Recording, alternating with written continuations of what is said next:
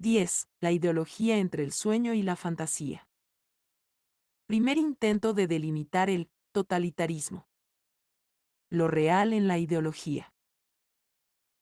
En el seminario 11 Lacan se refiere a la paradoja muy conocida de Chuang Tzu quien, después de soñar que era una mariposa, se pregunta despierto si no es la mariposa quien sueña ser Chuang Tzu. Según Lacan, este tenía razón al hacerse esa pregunta, en primer lugar, porque es lo que prueba que no está loco, que no se toma por alguien absolutamente idéntico a sí mismo, Lacan, 1973, 72, y, en segundo lugar, precisamente cuando era mariposa, se aferraba a alguna raíz de su identidad, que era y es en su esencia, esa mariposa que se pinta con sus propios colores, y por esa vía, en la última raíz, él era Chuang Tzu Lacan, 1973.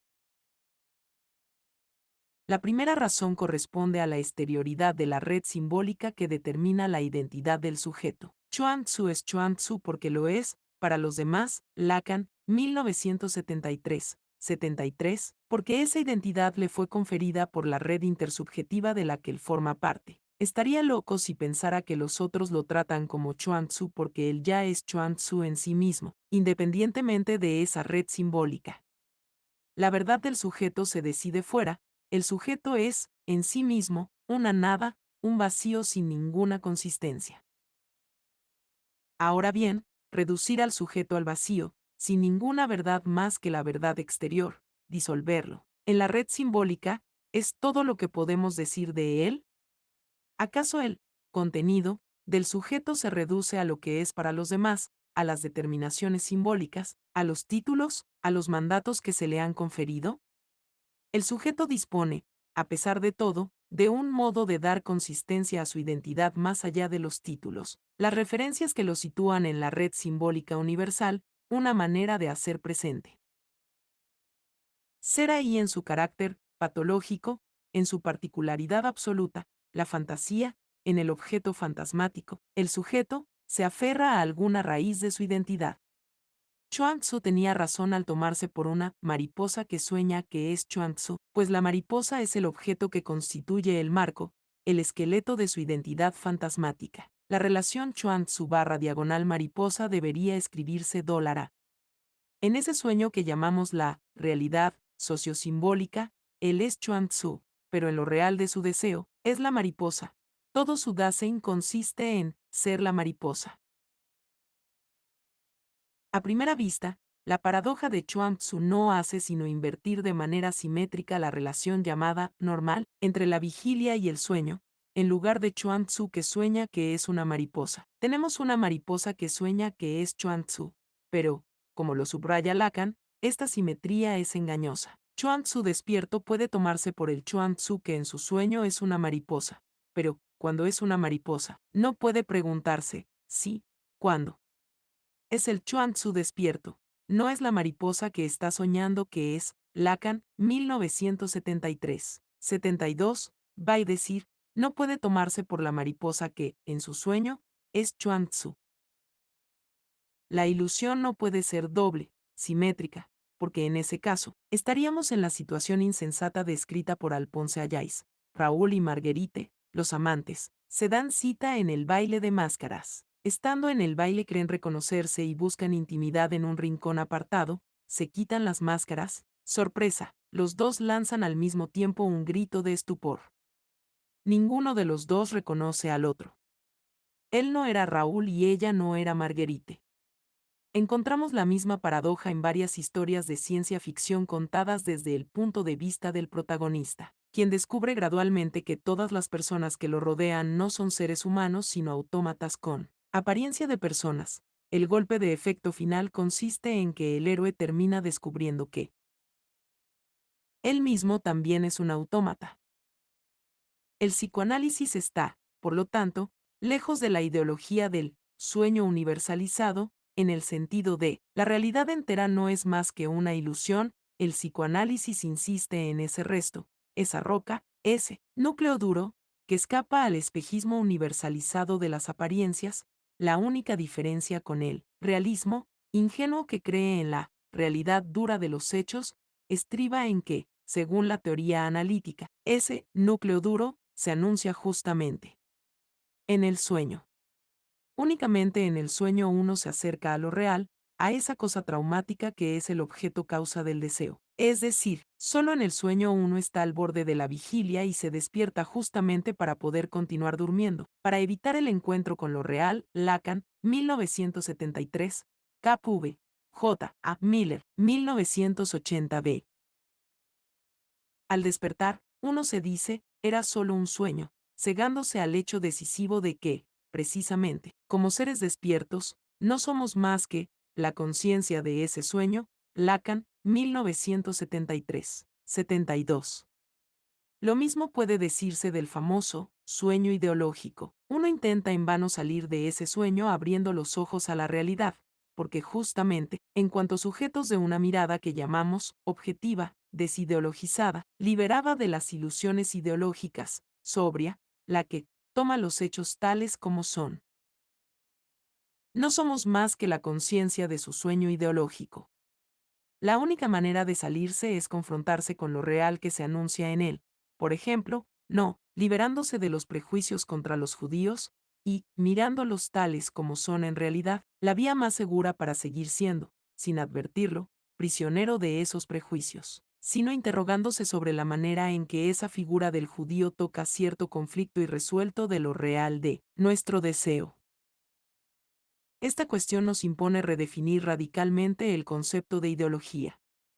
En la perspectiva marxista predominante, la ideología se entiende como falsa conciencia, invertida, que disimula la esencia efectiva de las relaciones sociales que están detrás de ella, se busca la esencia oculta. Las relaciones sociales efectivas, por ejemplo, las relaciones de clase disimuladas por el universalismo de los derechos formales burgueses. Pero, si uno concibe el campo social como una estructura que se articula alrededor de su propia imposibilidad, está obligado a definir la ideología como un edificio simbólico que oculta, no una esencia social escondida, sino el vacío, lo imposible alrededor de lo cual se estructura el campo social. Es por ello que la crítica de la ideología ya no intenta penetrar hasta la esencia oculta. Subvierte un edificio ideológico a fin de denunciar, entre sus elementos, el que representa su propia imposibilidad. En la perspectiva marxista predominante, la mirada ideológica es una mirada parcial que ciega a la totalidad de las relaciones sociales, mientras que, en la perspectiva analítica, la ideología denuncia, antes bien, una totalidad que quiere borrar las huellas de su imposibilidad. No hace falta subrayar que esta diferencia corresponde a la que separa el concepto marxista del concepto freudiano, del fetichismo. En el marxismo, el fetiche disimula la red positiva de las relaciones sociales, en tanto que en Freud, el fetiche disimula la falta, la castración, alrededor de la cual se articula la red simbólica. Del hecho de que lo real sea lo que siempre retorna en el mismo lugar surge además otra diferencia, no menos decisiva, entre las dos perspectivas. Desde el punto de vista marxista, el procedimiento ideologizante por excelencia es el de la eternización y de la universalización falsa. Una coyuntura que depende de la constelación histórica concreta se presenta como condición eterna, universal, o bien, un interés particular se presenta como interés universal. El procedimiento crítico ideológico debe precisamente denunciar esta falsa universalidad, detectar en el hombre en general al hombre burgués, en los derechos burgueses universales, la forma que hace posible la explotación capitalista, en la familia nuclear patriarcal, una forma históricamente limitada, y de ninguna manera, una constante universal, etc. No obstante, parece que, en la perspectiva analítica, uno debería, antes bien, cambiar los términos y definir el procedimiento ideológico más astuto como el de la historización apresurada. La apuesta última de la crítica y la relativización histórica de lo que llamamos la familia patriarcal, del edipismo y del familiarismo analíticos no es justamente permitirnos eludir el núcleo duro de la familia que se anuncia en esas formas, lo real de la ley, la roca de la castración. Dicho de otro modo, si la universalización apresurada propone una imagen casi universal cuya función es cegarnos a su determinación histórico-simbólica, la historización apresurada nos ciega al núcleo real que retorna como lo mismo a través de las diversas historizaciones / diagonal simbolizaciones. Por consiguiente, lo que falla en el edificio teórico marxista, centrado en la lectura sintomática del texto ideológico, es la dimensión de lo real. Trataremos de demarcar esa falta a partir de los callejones sin salida del concepto marxista de la plusvalía. Plus de gozar y plusvalía. La prueba de la pertinencia del gesto de Lacan que modeló el concepto de plus de gozar a partir del concepto marxista de la plusvalía, es decir, la prueba de que la plusvalía de Marx efectivamente anuncia la lógica del objeto A, minúscula, en cuanto plus de gozar es ya la fórmula clave mediante la cual Marx, en el tercer tomo de El Capital, trata de fijar el límite lógico histórico del capitalismo. El límite del capital es el capital mismo, vale decir, el modo de la producción capitalista. Esta fórmula abre dos posibilidades de lectura. La primera, habitual, historicista evolucionista, entiende este límite en el nivel del modelo desafortunado de la dialéctica de las fuerzas productoras y de las relaciones de producción como la dialéctica del contenido y de la forma, véase el prefacio a la crítica de la economía política.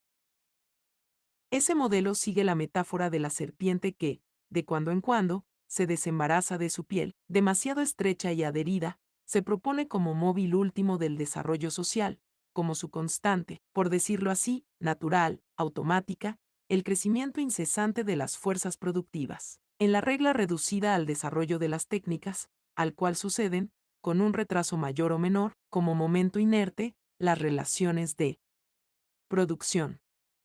Así, hay épocas en las que las relaciones se equilibran con las fuerzas. Luego, cuando las fuerzas se desarrollan y superan el marco de las relaciones, ese marco llega a ser un obstáculo a su desarrollo ulterior hasta que la revolución vuelve a equilibrar las relaciones y las fuerzas reemplazando las antiguas relaciones por otras nuevas, correspondientes al nuevo estado de las fuerzas. Vista en esta perspectiva, la fórmula del capital entendido como su propio límite significaría, sencillamente, que las relaciones de producción capitalistas, que primeramente habían hecho posible el desarrollo rápido de las fuerzas productivas, han llegado a ser en cierto punto un impedimento para su desarrollo ulterior, que esas fuerzas han crecido más allá de su marco y exigen una nueva forma de relaciones sociales.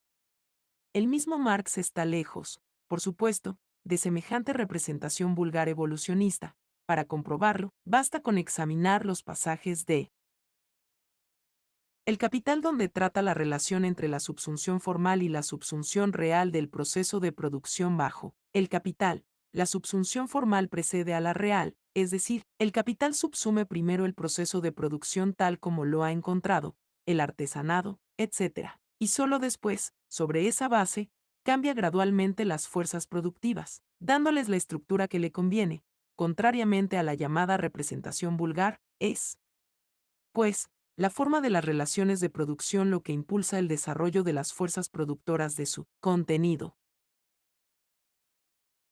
Aquí habría que hacerse una pregunta completamente ingenua, ¿dónde se encuentra ese punto, aunque ideal, a partir del cual se puede decir que las relaciones de producción capitalista se han convertido en un impedimento al desarrollo de las fuerzas productivas?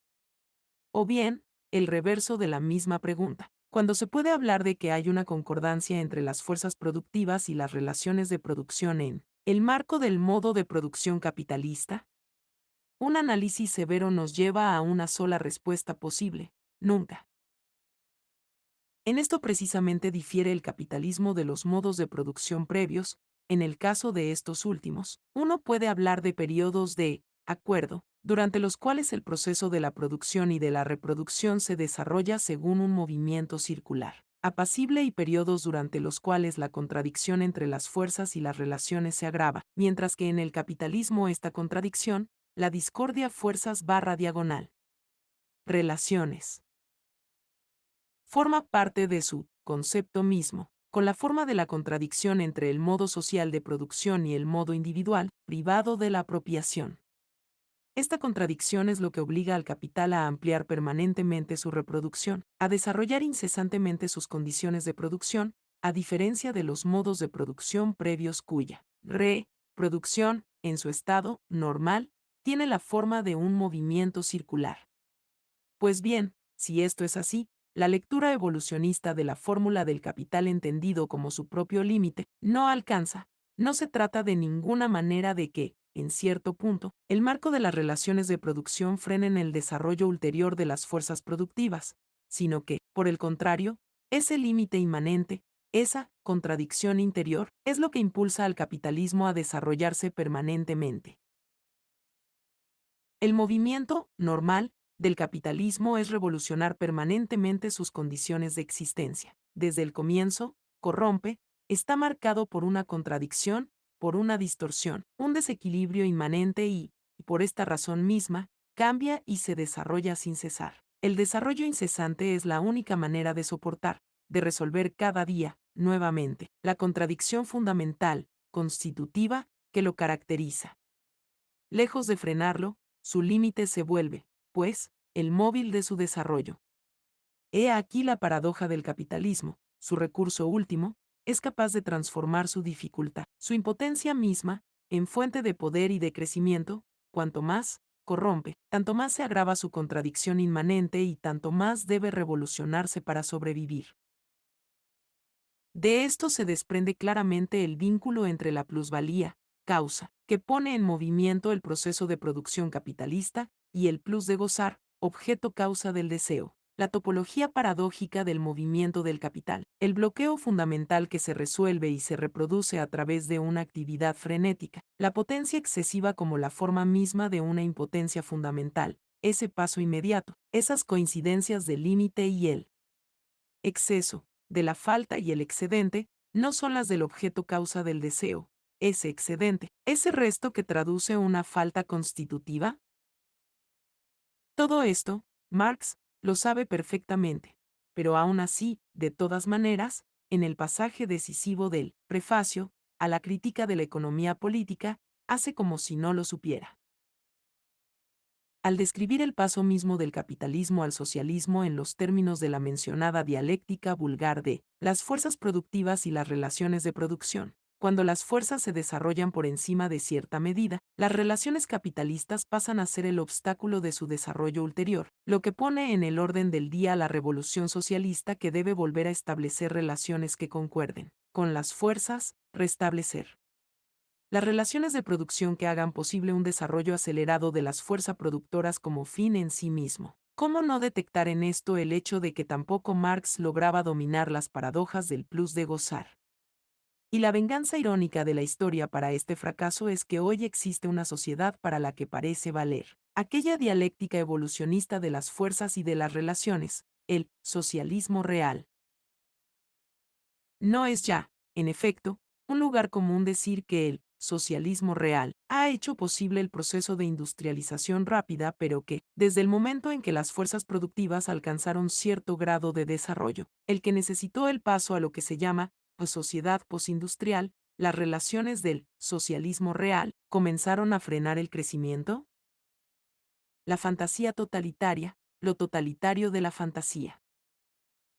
Esto nos permite enfocar de otro modo el paso del socialismo utópico al socialismo llamado científico, si bien es verdad que descubrió el síntoma y desarrolló la lógica del síntoma social como bloqueo fundamental de un orden social dado que parecía pedir su propia disolución práctico-dialéctica, revolucionaria. Marx desconoció todo el peso que tuvo la fantasía en el proceso histórico, el peso de la inercia que no deja que se la disuelva por medio de su dialectización y cuya manifestación ejemplar sería lo que se ha llamado el comportamiento regresivo de las masas, que parecen actuar contra su verdadero interés, y se dejan envolver en las diversas formas de la revolución conservadora.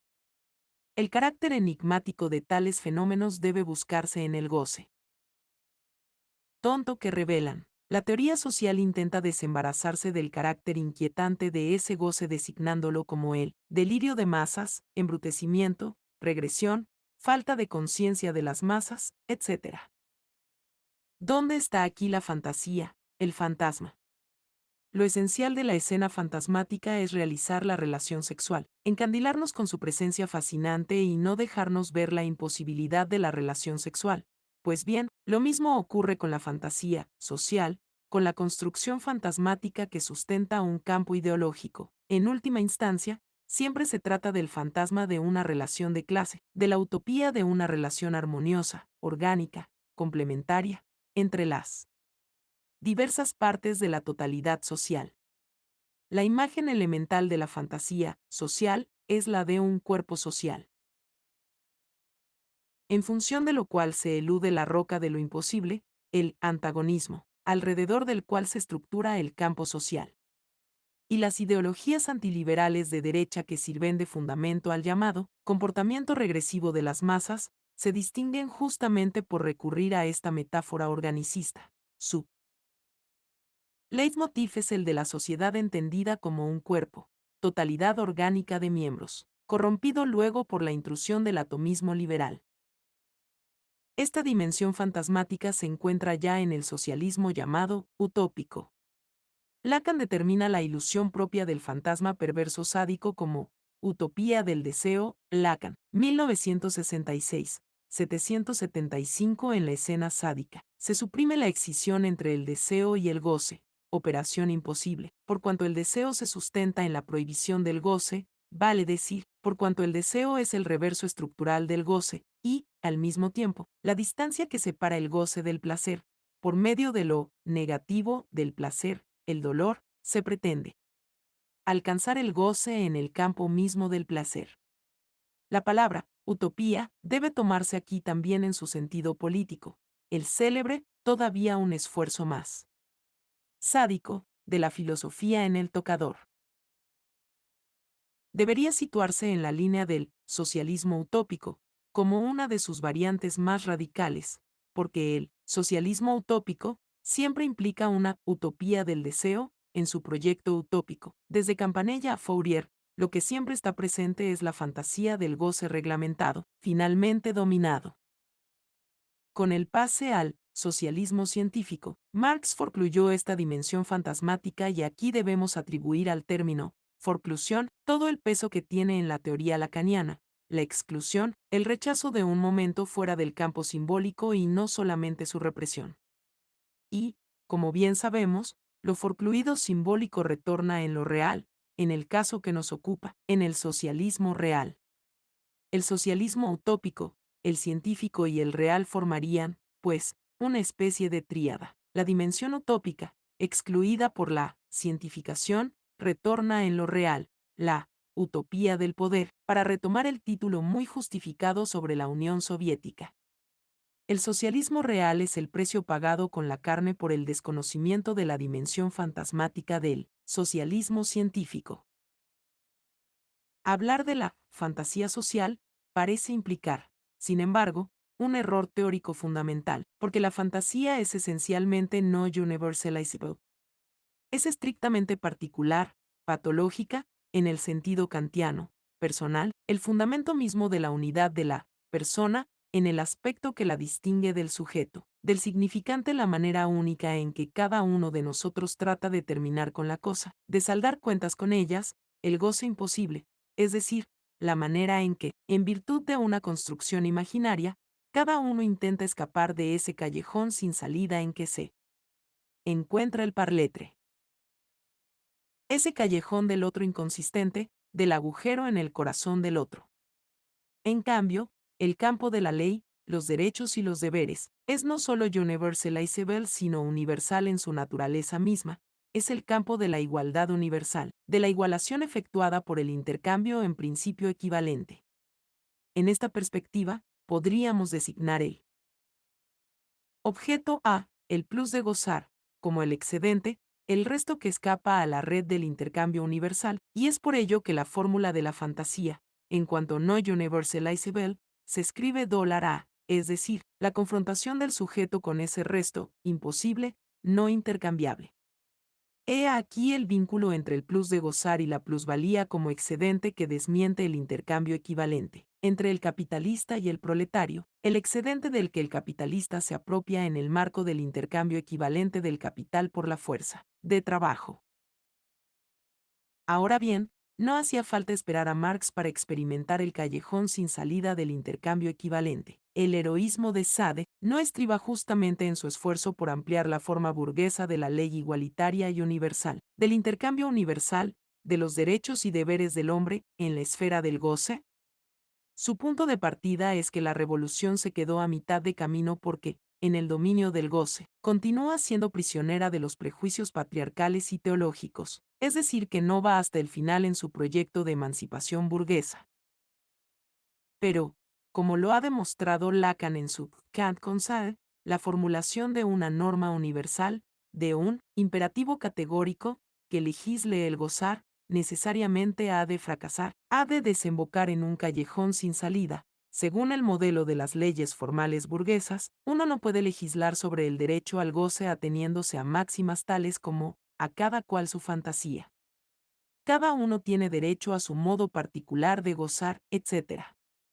Lacan reformula la ley universal hipotética de Sade diciendo, yo tengo el derecho a gozar de tu cuerpo, puede decirme cualquiera, y ejerceré ese derecho sin ningún límite que detenga mi capricho por las exacciones que yo tenga ganas de satisfacer en él. Lacan, 1966. 768 a 769. El límite de semejante ley, las restricciones que le son inherentes, saltan a la vista. La simetría es aquí falsa. Es fácil advertir que ocupar de manera consistente la posición del verdugo es imposible. En última instancia, todos son víctimas. ¿Cómo refutar, pues, la objeción según la cual hablar de una fantasía social equivale a una contradicción in adjecto? Este brete, lejos de ser simplemente epistemológico, lejos de indicar un error en el enfoque teórico, define la cosa misma. El rasgo fundamental del vínculo social, totalitario, no es precisamente la pérdida de distancia entre la fantasía que da las referencias al gozar del sujeto y la ley formal universal que rige el intercambio social. La fantasía se socializa de manera inmediata, la ley social coincide con un mandato, goza, y comienza a funcionar como un imperativo superyoico. Dicho de otro modo, en el totalitarismo, es realmente la fantasía, el fantasma, lo que está en el poder, lo que distingue al totalitarismo stricto sensu, la Alemania de 1938 a 1945, la Unión Soviética de 1934 a 1951, la Italia de 1943 a 1945. De los regímenes patriarcales autoritarios de Law and Order, Salazar, Franco, Dollfuss, Mussolini hasta 1943, o del socialismo real, normalizado. Semejante totalitarismo, puro, es necesariamente autodestructivo, no puede estabilizarse, llegar a un mínimo de homeostasis que le permita reproducirse en un circuito equilibrado, está siempre sacudido por las convulsiones, pues una lógica inmanente lo impulsa a la violencia dirigida hacia el enemigo exterior, exterminio de los judíos, en el caso del nazismo, o interior, purgas estalinistas.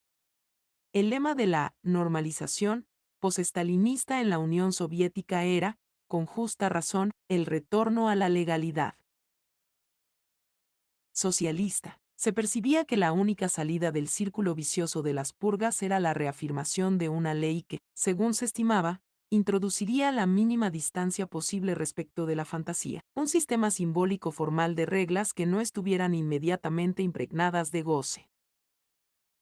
Es por ello que podemos definir el totalitarismo como un orden social en el que, aunque no haya ninguna ley, ninguna legalidad positiva de validez universal, establecida de una forma explícita, todo lo que se hace puede pasar, en todo momento, por algo ilegal, prohibido. La legislación positiva no existe, o bien, si existe, posee un carácter por completo arbitrario y no obligatorio, pero, a pesar de ello, uno puede encontrarse, en todo momento, en posición de infracción a una ley desconocida e inexistente.